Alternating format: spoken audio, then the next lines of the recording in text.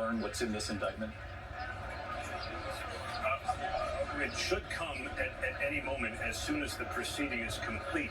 And our best indication that it was underway is the release of these images, because the photographers that were allowed in to snap photos were only allowed while the judge was not on the bench.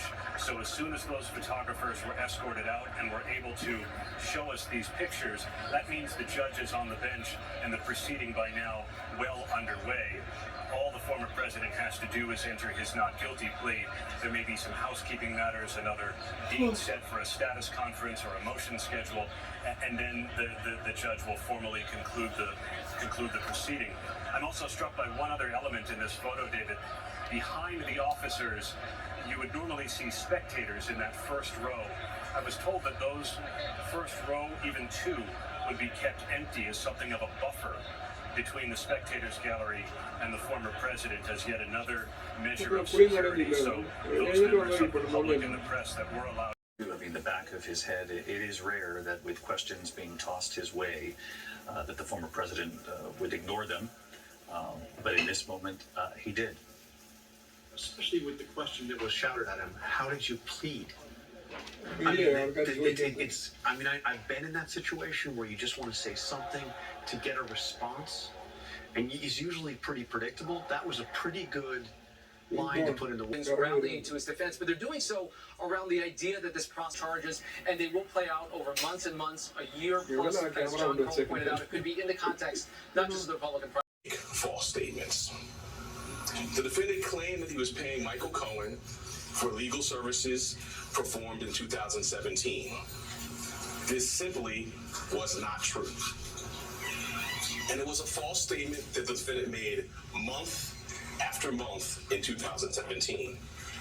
April, May, June, and so on through the rest of the year.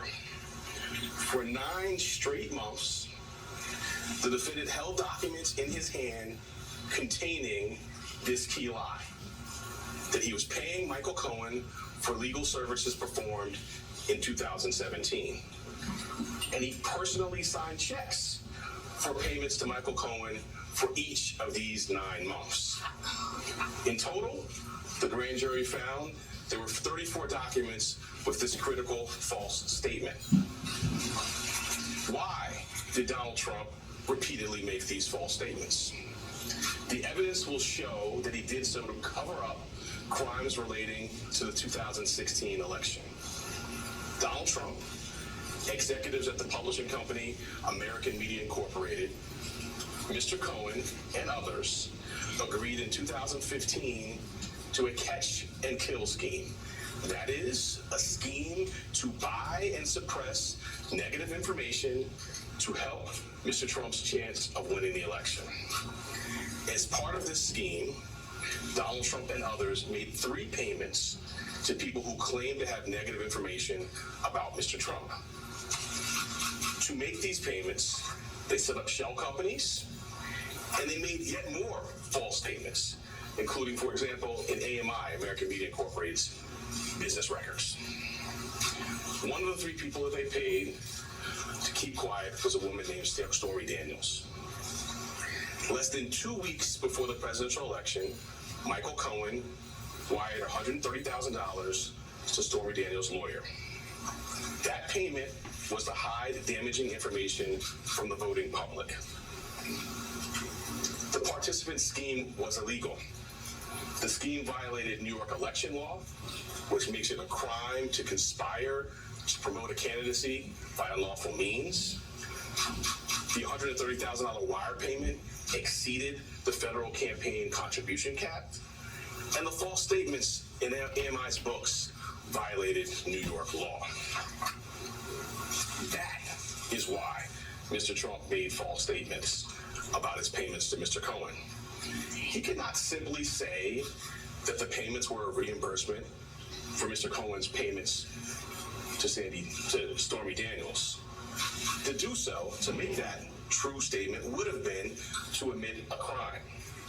So instead, Mr. Trump said that he was paying Mr. Cohen for fictitious legal services in 2017 to cover up actual crime committed the prior year. And in order to get Michael Cohen his money back, the financial center of the world. That is why we have a history in the Manhattan DA's office of vigorously enforcing white-collar crime. My office, including the talented prosecutors you saw at arraignment earlier today, has charged hundreds of felony falsifying business records. This charge, it can be said, is the bread and butter of our white-collar work. And fraud presents itself in all different forms here in Manhattan. We've charged falsifying business records for those who violated federal bank secrecy laws. And again, to protect their interests and evade the laws to which we are all held accountable. As this office has done time and time again, we today uphold our solemn responsibility to ensure that everyone stands equal before the law. No amount of money and no amount of power changes that enduring American principle. The court gives you the ability to do the next, season. Why now? We conducted a thorough and rigorous investigation, as we're known to do, at the Manhattan District Attorney's Office. I've been doing this for 24 years, and I'm no stranger to rigorous, complex investigation.